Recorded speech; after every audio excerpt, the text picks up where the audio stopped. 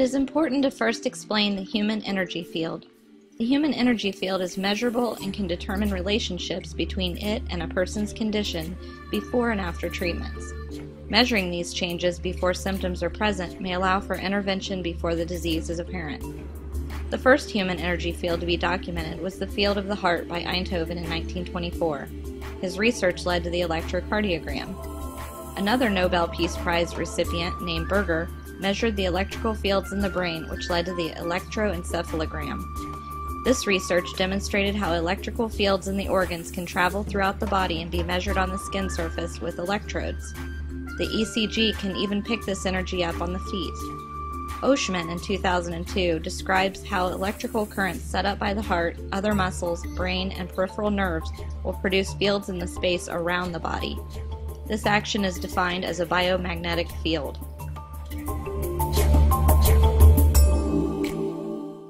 Biomagnetic fields produced by a practitioner's hands can induce current flows in the tissues and cells of individuals in close proximity.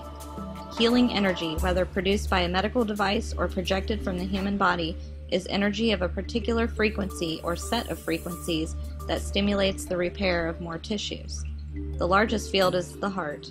Blood is a good conductor of energy and circulates the body each time the heart pumps. The retina of the eyeball works like a battery, and when light falls on it, the polarity changes. Depending on the size of the muscle, the energy strength varies in them. The brain has a smaller field and emits additional fields each time a stimulus is produced. The weakest field is actually the Purkinje system of the heart and its branches. The overall energy field of the human is the combination of these fields. There are two types of energy, positive and negative. Reiki is based on the belief that dis-ease is the result of imbalances of energy in the body because of a blockage in individuals' energy centers. The role of the practitioner is to channel or redirect the patient's energies back into balance. They remove the negative energy and replace it with positive energy. This enhances the body's ability to heal itself.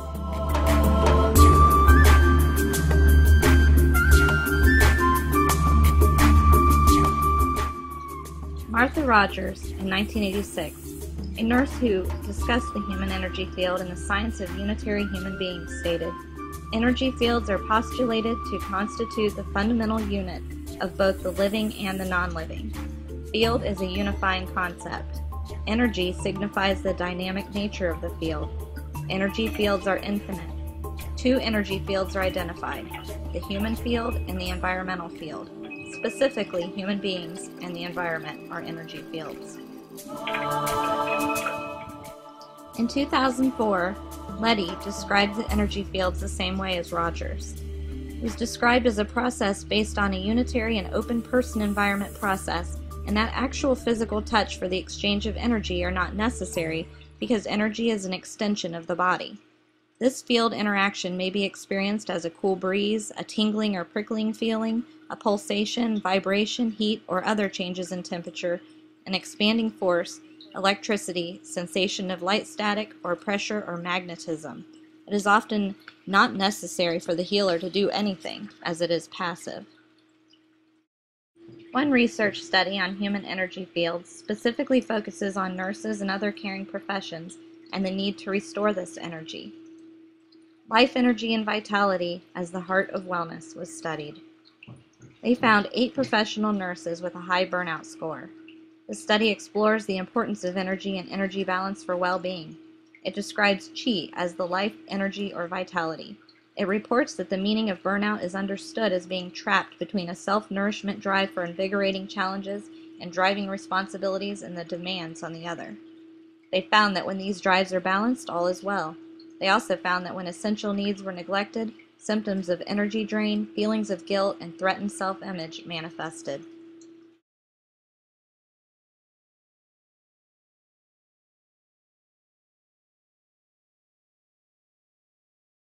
Basically, you have 7 main chakras. The first one is between your legs. That's the root chakra. Color of it is red, and all your chakras are supposed to spin clockwise. If there's an imbalance, it will either be blocked completely or it'll be going backwards, spinning backwards. So the first chakra is the root. The next one is your solar your sacral. That's called the Dantian. And the color of it is orange. So people that have been raped, usually that chakra is completely closed. There's nothing going on there at all. That's what you find if that chakra is unbalanced. Then, next one is solar plexus. It's yellow. Next one is your heart, and then your throat, your third eye, and above your head. So each one of those have a certain color, and they're all supposed to be spinning clockwise. You ever have a person come in and they're all lined up and spinning the right way? No. Never. Never.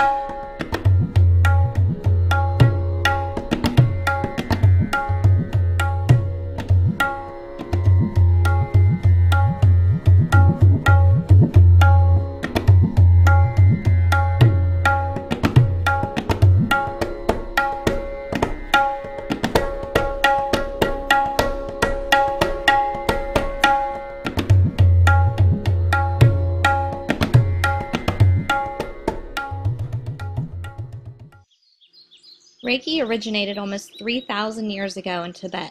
It was rediscovered by a Japanese Buddhist monk named Usui in the 19th century. Reiki is not dependent on belief and will work whether you believe in it or not. While it is not a religion, it is still important to live and act in a way that promotes harmony with others. Dr. Usui recommended that one practice certain simple ethical ideals to promote peace and harmony. Their purpose is to help people realize that healing the spirit by consciously deciding to improve oneself is a necessary part of the Reiki healing experience. In other words, for the Reiki healing energies to have lasting results, just as any other medicine or treatment, the client must accept responsibility for his or her healing.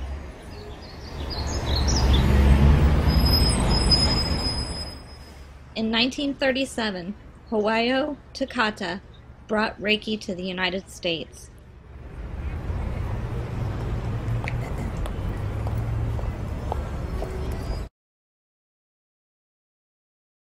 It is used to promote health and well-being. It's good for stress reduction. It's good for relieving anxiety, relieving pain. It is just it's like having a massage without actually being massaged. It's a hands-on healing technique. I have them lay down. They're fully clothed. There's no oils involved or any of that. What I do, I go through and I scan the body. What I'm looking for is any disruptions in their chakras, and we'll talk about that in a minute. And I'll go through and see any imbalances in their whole body. I can feel it with my hands. It feels to me like heat. Some practitioners say it feels like cold to them, but mine is heat when I feel an imbalance. And I'll go through and scan the body, look for imbalances, go in and look at the chakra that is being disrupted, and go in and spin that chakra backwards, clean out that energy, and then put Reiki energy into it, and spin it clockwise to get it going again. And once you leave, you should be in full, complete balance. It's more, or as relaxing to me as a massage is, and she really doesn't hardly lay her hands on you. And the energy, does it are you directing it? Does it know where to go? It knows where to go. I cannot direct it at all. Reiki, it doesn't really matter where I place my hands. It goes wherever it's needed. She does Reiki. She does color light therapy.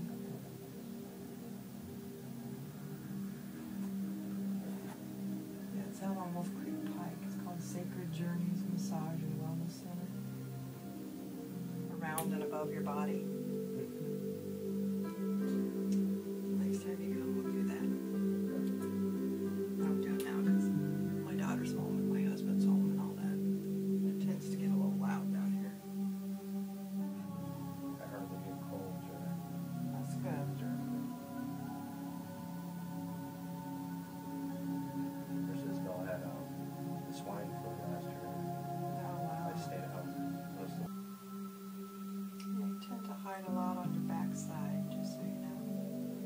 Your front chakras weren't bad. And I was very calm and relaxed and felt like a lot of bad energy had been removed from me by the session.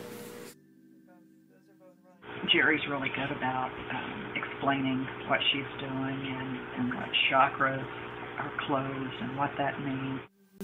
Everybody tends to put things here that they don't want to look at, which causes all kinds of back pain, muscle pain. It can cause indigestion. It can cause gas pains. And that's what you do. I mean, that makes total sense to me because you don't want to burden anybody with all of your stuff going through your head. So you chose to hide it back here. And you don't have to believe in Reiki to have it work. You don't have to believe in anything. Absolutely nothing. Does anybody not believe and you do it and change? Oh, most men don't believe. They think it's a bunch of baloney, you know. Like, no, this isn't going to work. Like the gentleman that I worked on downstairs, and he could actually feel me scanning his body, and when I would open his chakra, he could feel that, and when he sat up, he was like, wow, this really feels good. Yeah. So. Now, does anybody not feel it? You have some that say they don't feel a thing until they sit up. Once they sit up, then they're a little dizzy and lightheaded. But most people will feel something. You'll feel warmth, you'll feel tingly. I always tell them they might feel their body doing the wave. That's just the energy flowing through your body.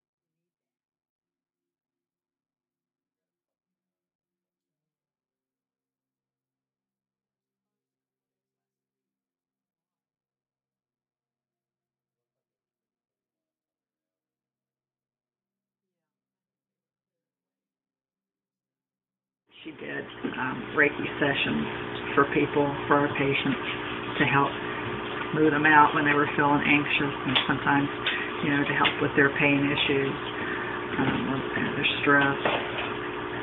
And many of them would tell me that they could really feel a difference, that helped more than some of the medications that they were getting. And she often would tell us that when she would go out to see a patient close to the time of death, that she could feel energy in that room from people that were there, and she would say sometimes that this room was full of people, and it was like loved ones who had already died or whoever, you know, and that they were all there to escort that person out of this life.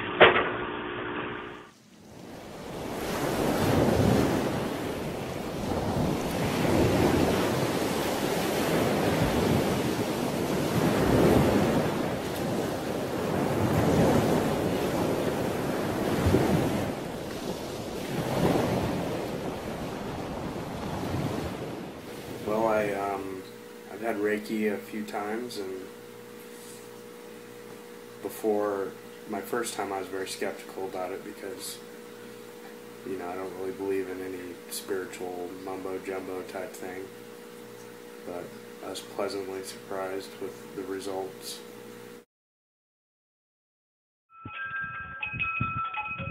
Still don't know if I believe it or not. I think that, you know, like a placebo pill, if it really actually works or it doesn't work, as long as it feels like it works, that's all that matters. You definitely see colors. Sometimes it's almost like a prism or something, and sometimes it's just flashes of color, and then it just kind of stays steady. One thing that I think is a stumbling block to people being receptive to Reiki is that, like anything that they don't understand, they feel like it's negative, that it's witchcraft or hocus pocus, or, you know, because it's touchy-feely, it's about energy, it's about things that we can't see.